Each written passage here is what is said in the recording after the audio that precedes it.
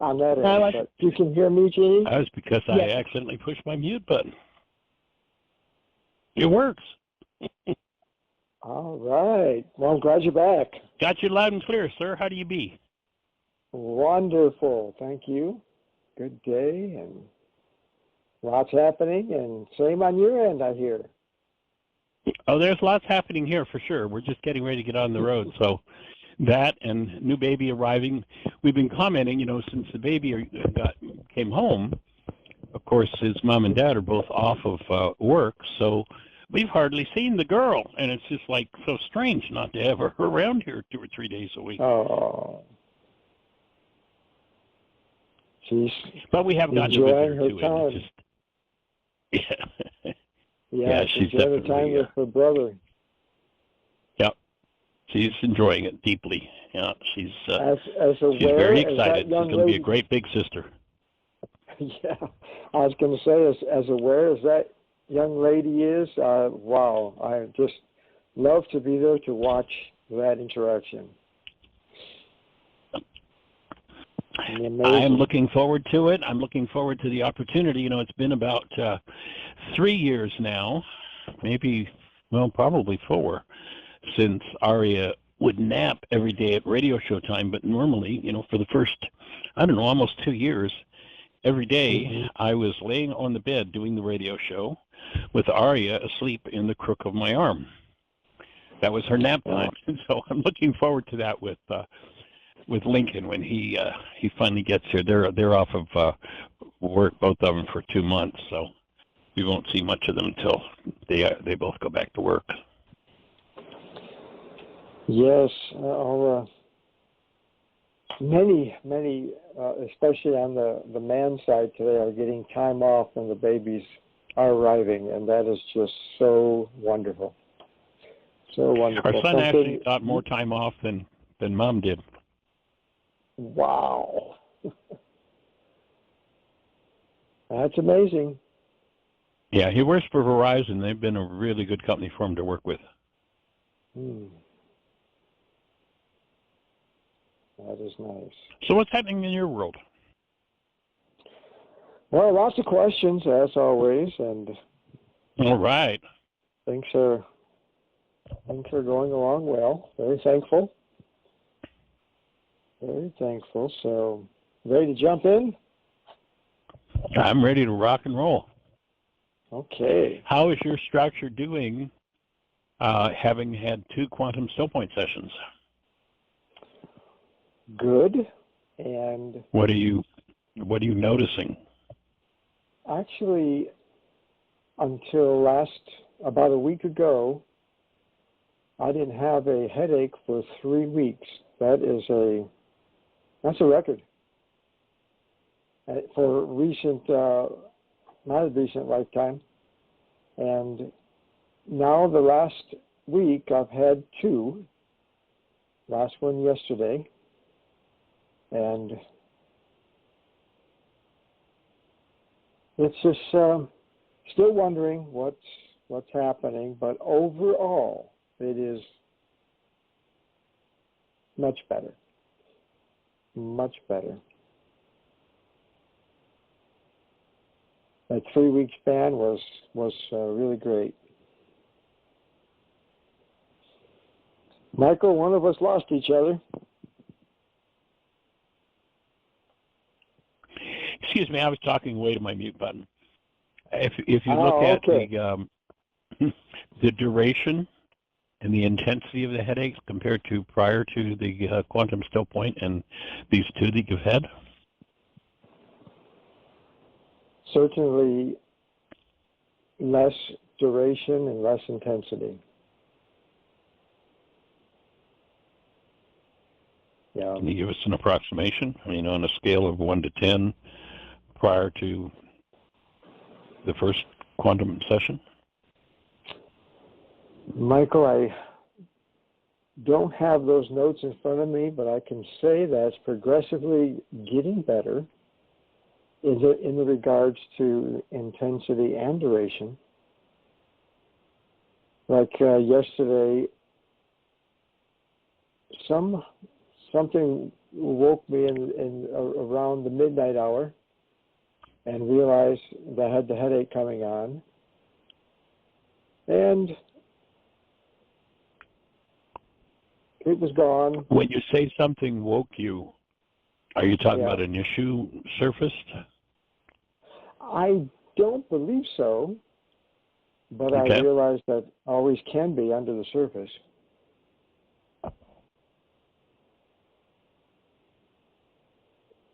So whether it was my neck situation, challenge, leading to that headache, or when you speak about structure, I'm not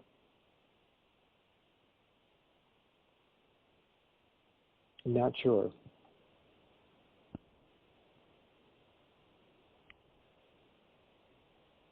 Okay. So, Well, I'm just trying to gauge what kind of changes are happening, so that that next session we talked about will have the best possible input. Mm-hmm.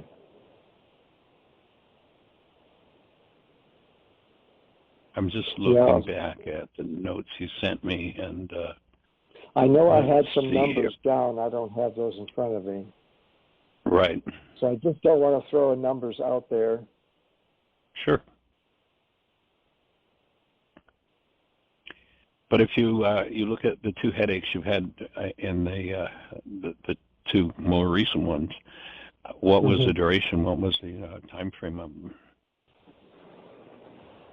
I've had, like yesterday, I can remember, that was just yesterday. Last week's, I'd have to go look.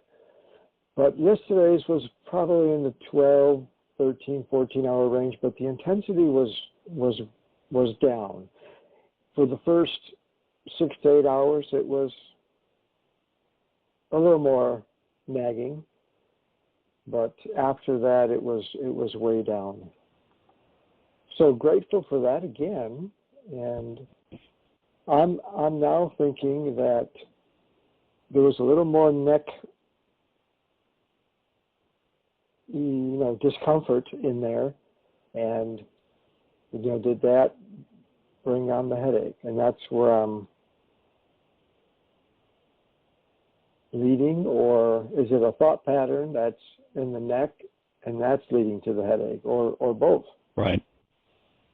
So I'm looking at the notes that you sent me, and I'm going to make some notes from what you say just to keep track here. But so you have mentioned 50 years of migraines and sinus headaches, and 2 to 3 level 7 headaches on a scale of 1 to 10 a week, lasting from 24 to 36 hours. Mm-hmm. That's like, phew, man, I breathe with you on that. That's just incredible. Yeah. And then your recent, let's see, you'd sent me this on July 30th. You had one level 4 to 5 intensity that lasted 8 to 16 hours with less intense nausea and sinus discomfort. That was immediately after, and then the most recent thing you'd written over the last 4 months, you've had one level 2 to 3 headache every 2 to 3 weeks, 4 to 6 hours, slight nausea, and still some sinus discomfort. So they're the numbers that you'd sent me. Mm-hmm. So I'm just wondering, and one of the other things you'd made note of was you'd gotten about a 60% relief in restriction in breathing, and weather impact, rain type stuff. Has the breathing shifted? Has it continued to move in the right direction? I'd say so, and still working on that every morning, sometimes at night, but definitely every morning, doing the breathing. And I mean, it's still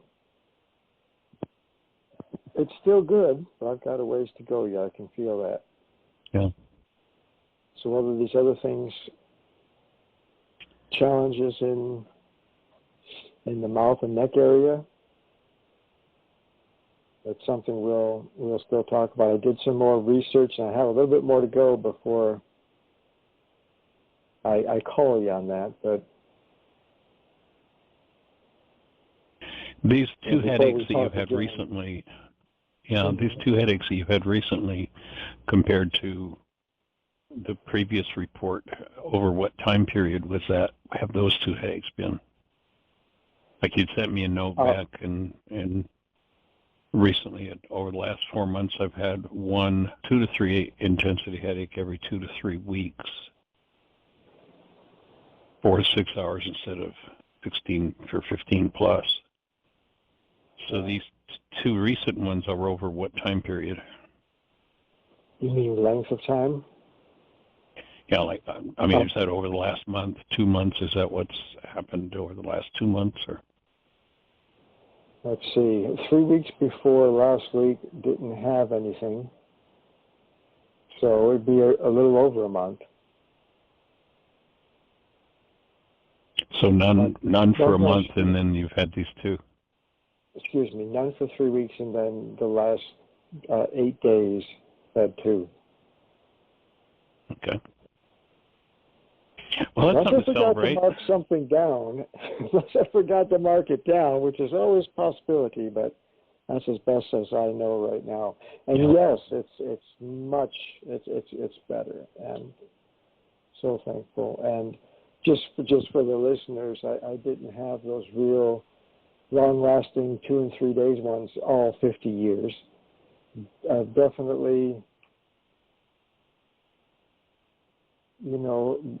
it ramped up over 10, 15 years until 5 years ago was falling in that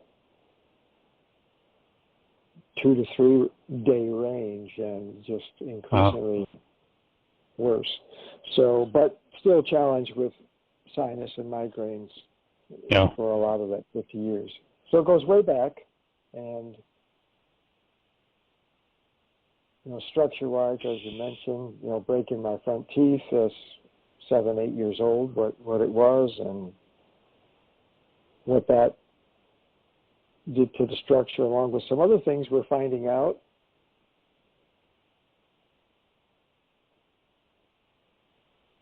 Well, holding the space. Yes. Breathing with you. And things are better. Well, I added that to my notes. Mm-hmm. Just so we keep track of how it's moving as time unfolds. You started to say you were speaking to someone recently? Just speaking with someone recently, last couple of days, about the quantum still point work that you did with me, and how helpful that was, and how it changed things. It really started shifting. It was the first week of March, the first one.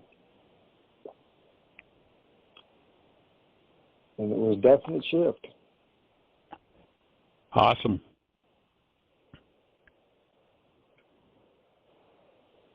Well, thank you for pulling it out of me, because some of the tools I used are things that I had learned 50 years ago in early medical training, and did not use very much over the decades because they were a little more intense than most people wanted to deal with. So I acknowledge your courage for going for it, and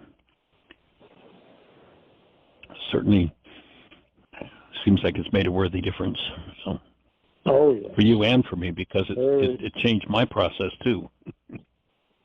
Very much so. And again, I didn't know about it. It was you that brought that up and offered when I was traveling to my mom's services. So thank you.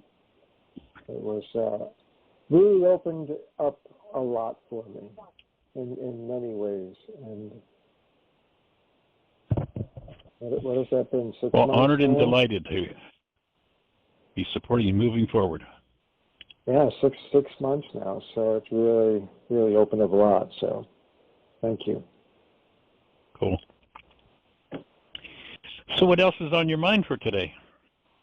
I'd like to explore with you, Michael, and maybe Jeannie, about relationships, and been thinking about that. Just the term matching bags of garbage, and I just kind of laugh, but I know it's true. But the first thing I've been asked, would like to ask, is that true? I mean, certainly I can see it in romantic relationships or along those lines. But how about, let's first explore business relationships, and then, friendships, man-to-man relationships, woman to woman, just friendships where people share and draw close to one another. What is your thinking on how it works in the business side and then the friendship, and then we'd like to go deeper into the romantic side? Okay. Well, my take would be there's an old saying, not sure how far back it goes or who originated it, but it goes, birds of a feather flock together. Mm-hmm. And that's just another way of speaking about the fact of resonance governs this whole energy system. If we listen to Einstein, where Einstein says, on such things as matter we have been all wrong. What we have heretofore called matter is energy. Energy whose vibrations have been so low as to be perceptible to the senses. There is no matter. We don't live in a material world. There's no such thing as a body. What we think is a body is actually a picture in the mind. If we could see what was actually there, we'd see this whirring mass of electrons, protons, neutrons, and light. And, oftentimes electrical, when you think of energy, electro and the word magnetism are put together. It's pretty easy to understand how an energy system works when you look at the fact of electromagnetism. I'm looking over to my right. When I was a kid, I used to love to play with magnets, and I've probably got about 30 of them sitting on this little metal thing beside me because I still like to play with magnets. But you probably remember, as I do, watching and marveling at how you take these things and it's invisible. There's nothing coming off of them, at least that we can see. And you try to put them together, and they won't go together. Mm-hmm. Or you try to keep them apart, and it jumps right out of your hand, and boom, what happens? Well, that's electromagnetism. It's resonance. It's energy. And those two fields, when they match, are drawn to each other. So that's a mechanical explanation. And then when you realize that if we could literally alter the rate of vibration at which our eye perceives information, and we could look at this energy field that we call human, we would see that it's this vibrating, resonating mass of energy. And much like the magnets, people, and it doesn't matter whether it's a business relationship, an intimate relationship, or just a friendship. There were 30 people who lived on the block. Why did these two guys end up hanging out together and not the other, 40 that lived in those 30 houses? Why did these two women end up being attracted to each other to, go and play and raise their families together and support? It's all energy. One of the ways that I get to see this and have seen it over the decades in working with people is someone really digs in deeply to do this work. And the way I would express it is they change their resonance totally. And I've heard more than one person say, well, I've changed so much. I have this very dear friend, I maybe went to high school with them or went to college with them or what have you. And, I say hello to them and I still have this, these warm memories and warm feelings, but I don't I don't have any attraction, no reason to hang out with him or her anymore. And my offering would be that's because our resonance has changed. And, I think of that myself. I have friends that I've had for years, and while I just love to say hello and, visit on occasion, I couldn't see us hanging out for hours and hours and hours and hours and hours like we did when we were younger. Mm-hmm. And I realized that's a shift in my energy and a shift in their energy. And when I kind of tongue-in-cheek, but it's an absolute principle of how energy systems work. And sadly, you know, I mean, what our numbers, I think they say that approximately 60% of intimate relationships in this country end in divorce. And why is that? Because people are drawn together through resonance. And some of that resonance is conscious, that you know how this person looks, how attractive they are to me, et cetera, et cetera. I like the color of their hair. I like the way they dress, you know, whatever. And a great deal of it is unconscious resonance. And most people start out with what attracts them that they like. And over time, as this person that I was attracted to and quote unquote fell in love with, as the culture says it, mm-hmm. You know, I remember one day they gave me the look and it brought up so much rage and they made me so mad. Well, if that's me in that relationship, then what I just did is everything in me that is about rage around whatever the issue is that I blame that rage on, by talking about how they made me so angry, I literally connected that rage to my brain's image of them. There's a thing in the mind called the file folder effect. And the file folder effect says that when two files, so to speak, information is stored in files in the mind, and when two files fire together, they wire together. And I use an example in most of my workshops of I'm going to wire, and I don't know if you've heard me do this example or not, but it's the one I always use. If you haven't heard it, then what I'm going to do is I'm going to wire two files together in your mind that you've probably, unless you've heard me do this example, probably never wired together before. And there's no choice about it unless you hang up the phone. If you keep listening, these two files in your mind are going to be energetically linked. And, so the example I use is don't think about a purple alligator. Now, I know you've got brain cells for alligator and you got brain cells for purple. And chances are they haven't been hooked together before, but now they're hooked together. And if I called Jamar just to say hello and I said, by the way, don't think about a purple, what would move in your mind? Alligator. If 25 years from now, I said, by the way, Michael, don't think about a purple, what would move in your mind? Alligator would still move, but when you think of it as energy, its amplitude or its volume, so to speak, in 25 years will have decayed away so far that probably you wouldn't remember what it was. But the energy, because of the file folder effect, would still be resonating at that unconscious level, and it would impact everything that moves in you, including your conscious perception. So if I say that person, I fell in love, and then one day he or she enraged me, I just wired rage into my brain's image of them. Oh, that person really hurt me.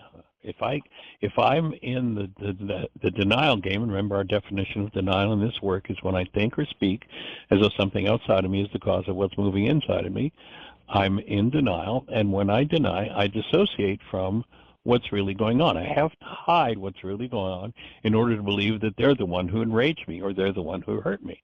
I've experienced this kind of rage and this kind of hurt before. They've triggered it, but they haven't caused it. But the file folder effect says, if I do that denial, I dissociate and then project it into my brain's image of them. I just wired it into them. So people go through, through life if they don't have the tools and they don't have the awareness. Well, gee, he made me mad. He made me sad. He made me afraid. He terrified me. He really ripped me off. And So people who are in intimate relationships go through a year or 2 or 5 or 10 of doing that. And one day the resonance of I'm in love is of a lower amplitude than all of these negative links that I've made to that person. And what that means is I wake up one morning and look at this person and say, what the hell am I doing here with you? I don't even like you. Now, before any of that was hooked up, if this was someone attractive to me, then I had a clean, clear, open space, and I got to experience the presence of the love that I am flowing through my cellular structure. And because of the way I was attracted to this person, it felt really good, and man, I said I was in love. But there was a strong attraction.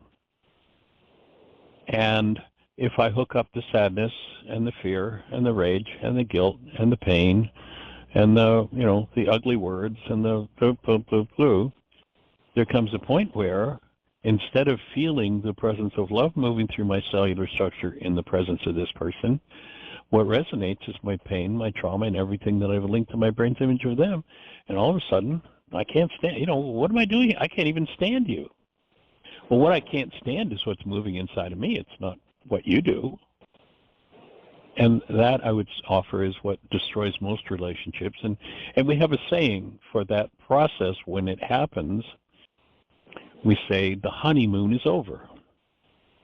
Now, oftentimes, when that kind of impact happens and people say the honeymoon is over, they'll go back together and they'll get along. But if they don't have the tools to start disconnecting the file folder effect on all of their pain and their trauma, then those links will continue to accumulate and will tend to destroy the relationship. Or, I've seen many people over the years, worked with many couples who, they've been together for 50 years, but they were divorced 48 years ago. That relationship was over 48 years ago, but they're still living under the same roof and they call themselves married and all, but because of that file folder effect, there's no relationship based in love anymore. There's tolerance, there's, the convenience, or we're supposed to stay married, or, all the stuff that the culture puts on us. And if one recognizes that, then that same person, the beauty of, she gave me the look and up came my pain, instead of saying, when she gave me that look, that really hurt me, I start to move into actual ownership. I like actually grow out of childhood where it's nan, look what you did to me. And I grow into adulthood and go, wow, that really brought some fear up in me. I think I'll forgive as to my fear. And now I start unhooking those things from brain's image of them. And what happens is the relationship gets better and better and better. There's also a place where, a mass dump can take place. The first relationship, let's say a male-female relationship, honeymoon is over, I'm out of here.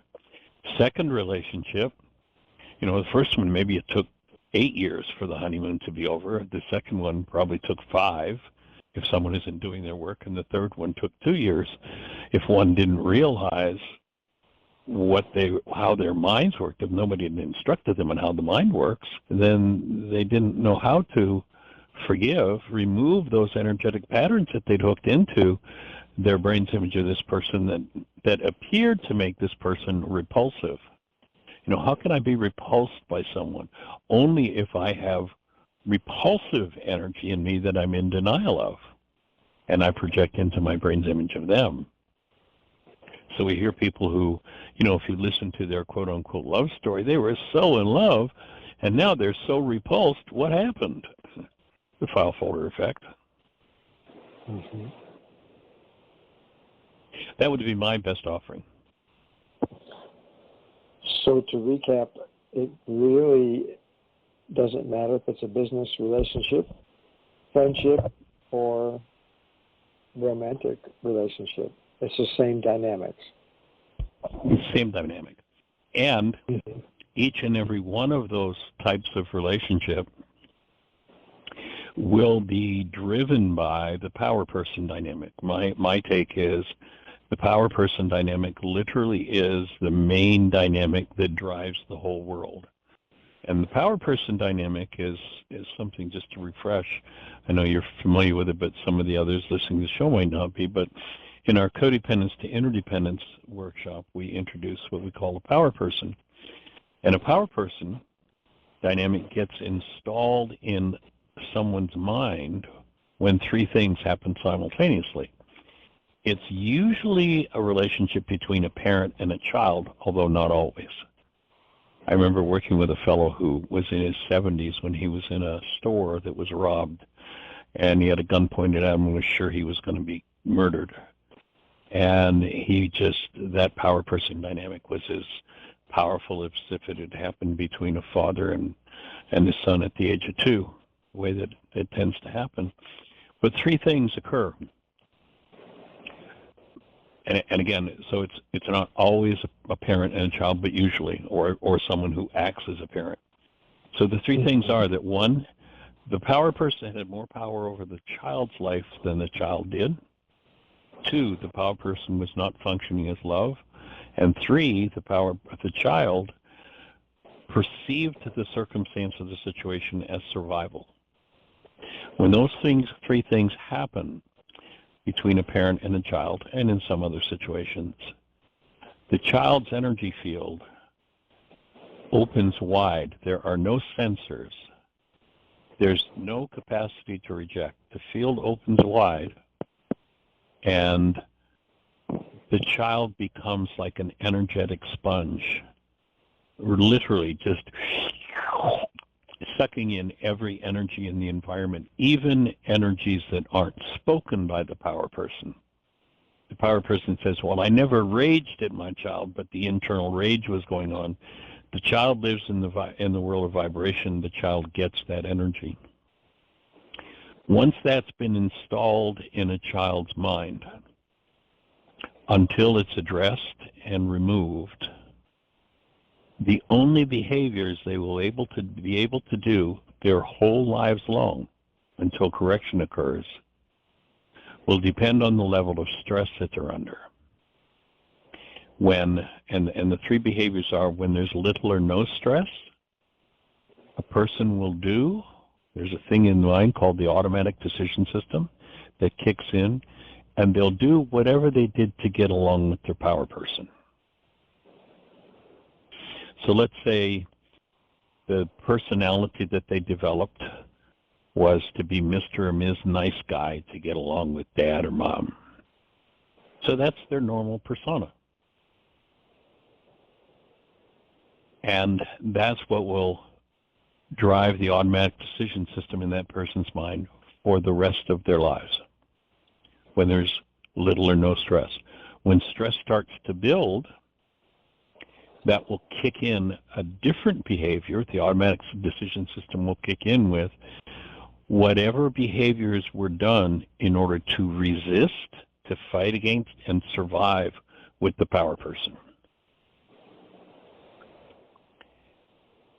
And then when one becomes ultra-stressed, and this can be 2 years, 20 years, 60, 80 years later, if this issue is never of a power person dynamic being installed in the mind has never been addressed, this person will, when they're ultra-stressed, do whatever their power person did to them that they hated the most. If you watch someone when they're ultra-stressed and watch their behavior, you're watching exactly what their power person did to them. Whether it's raging, screaming, whether it's silent and physical beating, whether it's ignoring, whatever the dynamic is. When someone's ultra-stressed, you're watching them play out exactly what their power person did to them that they hated the most. And my take is that runs the world. And as far as I know, until the understanding of that dynamic showed up, you won't find it anywhere in the world but in this work, in our codependence work. Mm-hmm. So that is going to be present in any relationship. Any relationship. Power person Yes. dynamics. Yeah. Yep.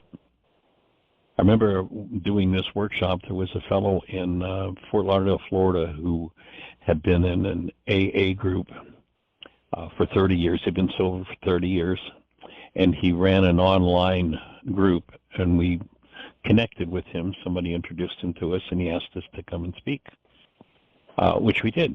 And I spoke about this particular dynamic of the power person. And afterward, he came up, and he was a little bit miffed at, this just isn't true, Michael. This just is not the truth. I know it. He said, when I was a kid, I was mercilessly beaten by my father almost every day of my life. And I have a son, and I've never hit my son. So he was kind of like, kind of pushing back at me like, that's just not the truth.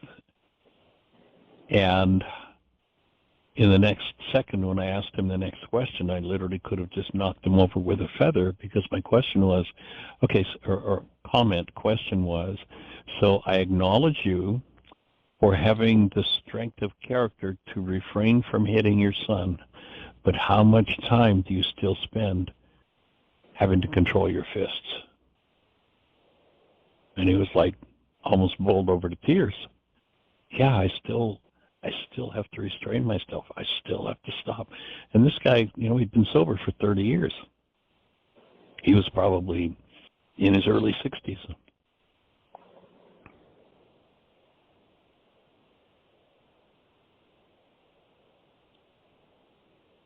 Amazing. And you know exactly what the power person did. And, you've probably heard me do this or say this on the show.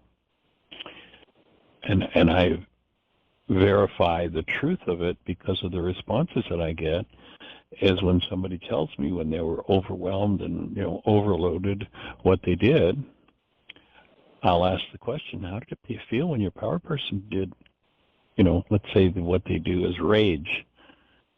I watch them and they're raging in this ultra-stress state. And I say, how did it feel when your power person raged at you? And they're like, well, how did you know they raged? I just watched you in an ultra-stress space. People say, in some cases, they'll actually use literally, and it could be, this parent could have been dead for 30 years, and they'll literally use the exact same words that their power person used. Word for word, what their power person said in abusing them when they abused somebody else decades later. And my take on why that happens, remember that we've just got this 9-bit mind. It just has a very limited amount of room for information. And if I'm ultra-stressed, I have goals that I don't know how to achieve. That's what creates stress. Stress is created every time that you set a goal. That's one of the reasons why we suggest people do worksheets on a regular, ongoing basis, because if you're canceling goals, the core of the forgiveness process, you're keeping your stress levels down, which means you're likely not to end up in that power person dynamic playing out or taking over.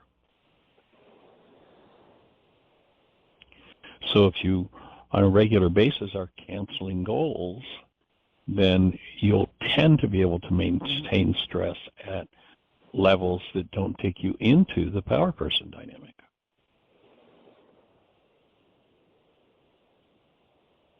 But sooner or later, if one's going to be free of that dynamic, they're going to have to go inside themselves and remove that. Otherwise, again, they'll literally use the words of the power person, and they're speaking it, but it's really their power person's voice coming through them. They've never realized it was their power person's voice in most cases, although some people say, yes, I can remember saying to myself, well, I'll never do that to my kids. And they did it because that's what was in that power person file. And the same happens in business. How many times have you seen somebody, the business relationship and things are great, but and one of the places it happens is when things are great and they're about to get greater. In relationships, it can be after a powerful, wonderful interaction, and each person's at a new level of vitality. And if at that new level of vitality, they become ultra stressed, then the power person dynamic jumps in. And if they're not conscious and each doing their forgiveness work, that can be the point that breaks the relationship.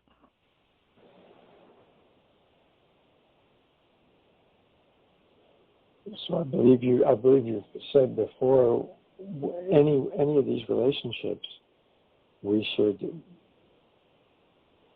I don't know if you said welcome, but we should realize that these differences are going to come up, and know how to work. It's a wonderful thing.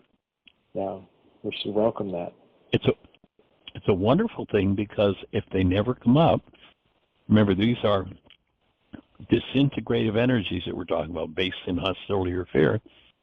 Hostility or fear, locked in the cell, is a disease process to the cell and ultimately will kill the cell.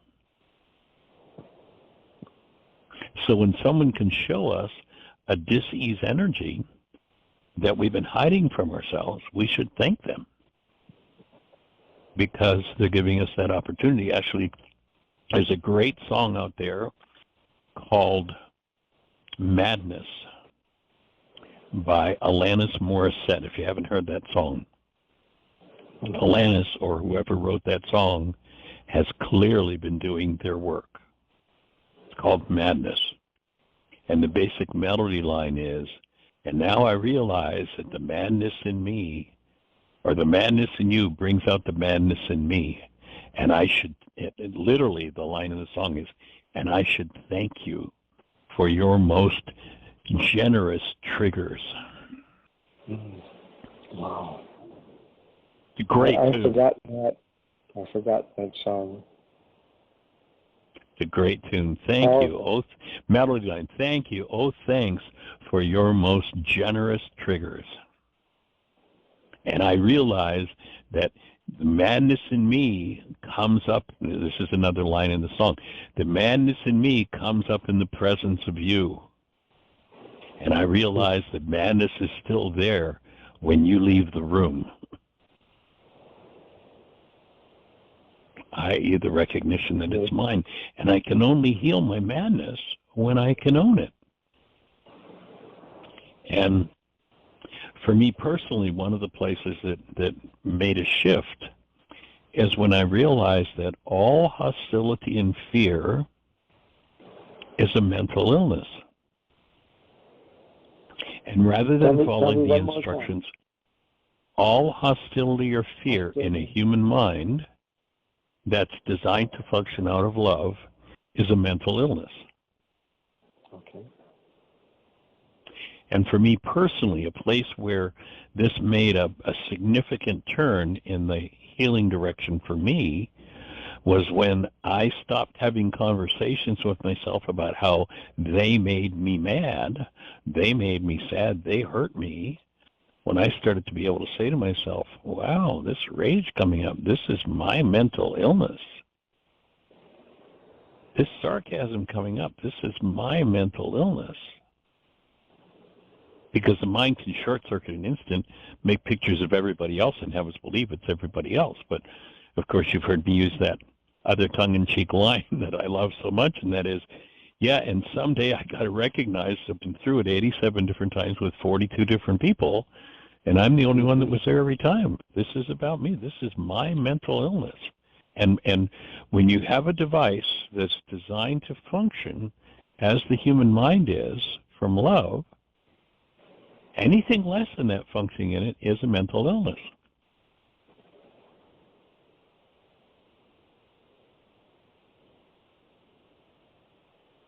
You know, you go back to Yeshua, and this is in essence what he's saying when they say to him, what's most important if you're going to be a human being? What's most important in the law? And he doesn't say love your neighbor. He doesn't say love God as yourself. He says, in essence, of course I'm translating this somewhat, but he says, if you want to function as a human being, you've got to maintain this condition called Rahma, that is a gateway in the frontal lobes of the brain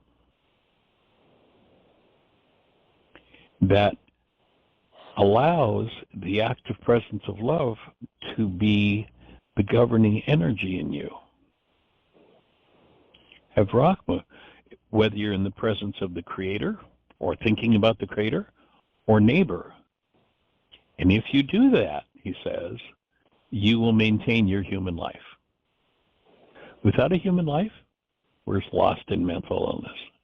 And that's the problem with the world.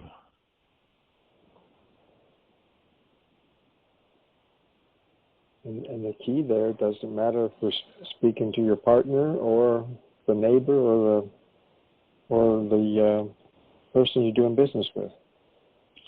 Right. Well, you notice some people, they get so, quote unquote, disturbed with everybody that they become recluse. They're recluse. They never see anybody. And what do? They start doing it to themselves. They go a little wacky. Or they hallucinate figures to project it on. You know, you look at the average recluse, and what do they say? Well, to be kind, they say they're eccentric. What they're really saying is they're suffering from some mental illness. Because if there's nobody to project on, we'll do it to the person in the mirror. These energetic dynamics will express one way or the other. If I think my mind is rational and telling me the truth that that person over there made me angry, then I will lock this energy of anger that is self-destructive to my physiology as well as my mental capacity into my tissue structure, and that mental illness literally becomes a physical illness. And it's not a psychosomatic illness. It is a physical illness. On the level where we believe in physical, it is a physical illness when that occurs. Mm-hmm. You can trace, on the level where we have a belief in chemistry, you can trace that this chemistry is off base for the health of this cell. It's caused by the mind, but it isn't, many people think of it's all in his head. No. Psychosomatic in its true form means with my mind, I created aberrant chemistry in my cells. And it is a literal, again, on the level where we hold or believe in physical, it is a literal physical illness. Mm-hmm. Even I believe, if I've got this right, that the health world now even has a term. Is it psychoneuroimmunology? Immunology, right, yes.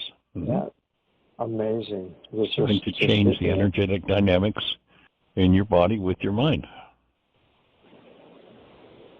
And of course, back to the work of Bruce Lipton. Exactly. Wow. Can I add one thing here? Please, sweetie. Just as a note on our website under the commitments, besides having the commitment to myself and commitment to another, we also have children's commitments, but there's also a business commitment. And it hasn't been updated since 2017, but it says, in business, I promise to trust you enough to tell you the truth and always give you honest feedback. I commit to treat you with respect in my thoughts, words, and actions, whether in your presence or not. In every interaction, I commit to look for and acknowledge the highest and best in you. My relationship with you will always be more important than any issue. I promise to always support you in your growth. If anything unlike respect comes up, I will resist the temptation to judge you. I promise to keep communication open and be fully present when I listen to you. I make this commitment and these promises to you and every member of this team. Amazing.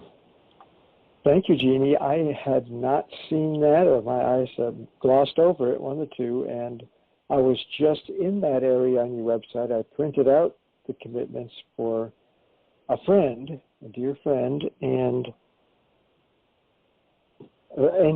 some of Tim's work also.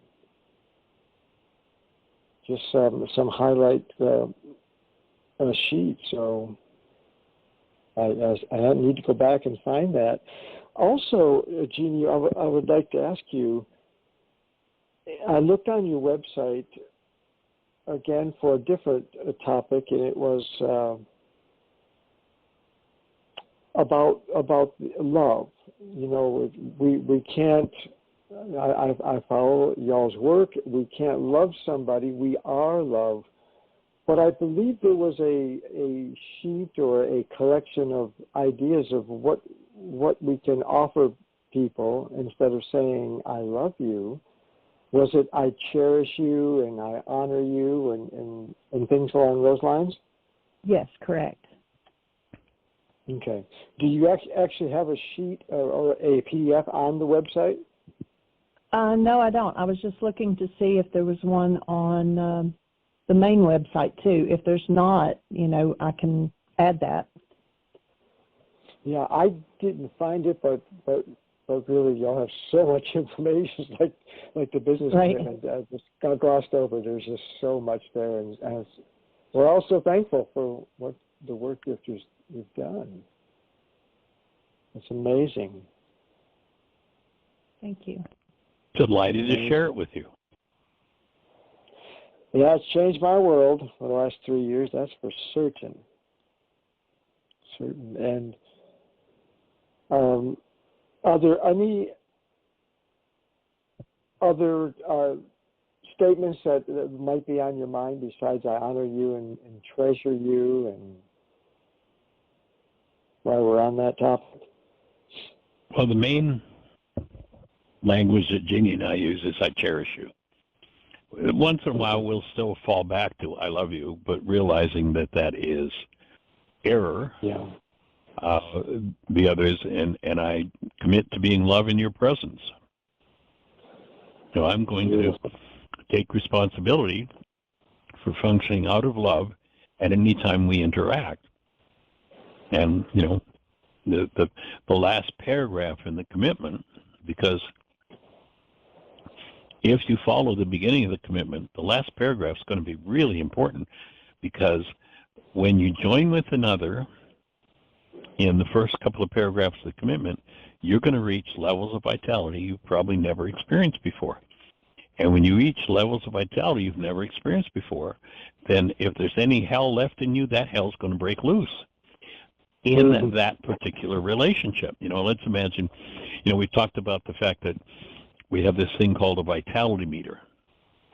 Vitality meter goes from 1 to 10, and your structure has a built-in protect mechanism. If you have, let's say, a level 7 toxin, and you're only at a level 5 vitality, then your body-mind unit is not going to yield up that level 7 toxin. Literally, its release within your structure could kill you. So it's going to keep it shut down. So let's imagine we've got 2 people that are each at a level 5 vitality. And this is something that really can be a relationship destroyer if people are unconscious of that dynamic. So let's imagine on that scale of 1 to 10, we've got 2 people who are at a level 5 vitality. And they each have level 6, level 7, level 8, level 9, level 10 trauma, physical, mental, emotional, chemical, whatever. And they're attracted to each other, and they really connect powerfully. Well, if you're at level 5 and I'm at a level 5 and we really join, now all of a sudden we've each reached our level 10 vitality. What's going to happen? The crap's going to start to break loose. So the final paragraph in the commitment, and that commitment is autobiographical. I wrote the first version of it. I was actually up in Lansing, Michigan, doing a series of workshops 43, 44 years ago. And I did the first time I did a workshop on relationships, I called it Healing Your Relationships, because I was under the mistaken belief that there was such a thing as a diseased relationship.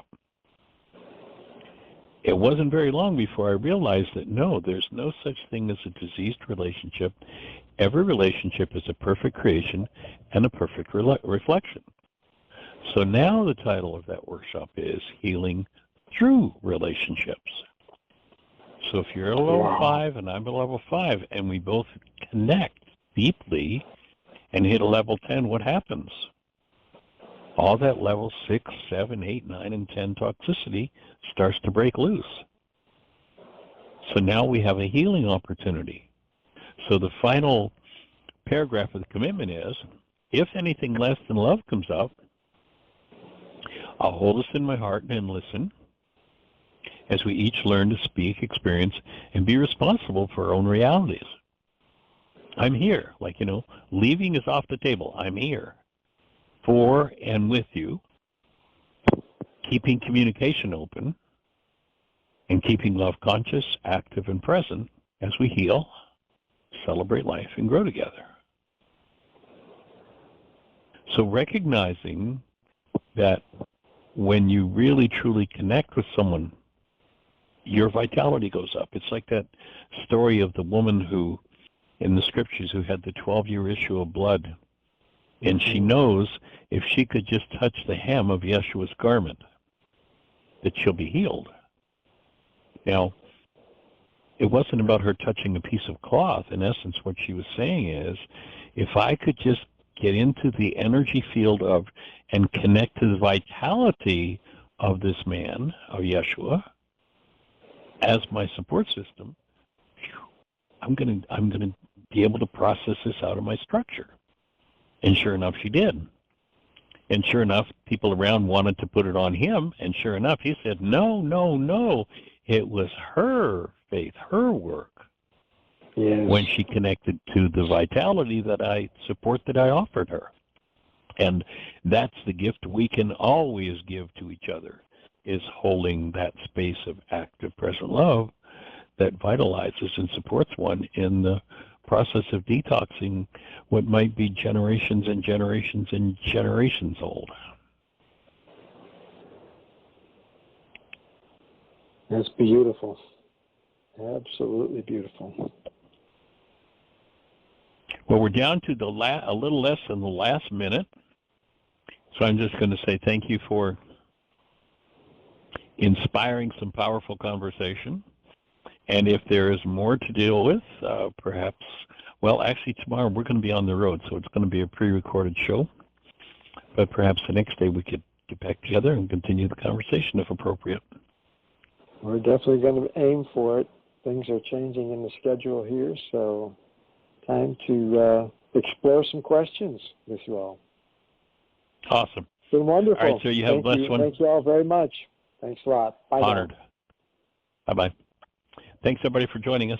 Create the best year yet of your eternal life. It's an awesome gift.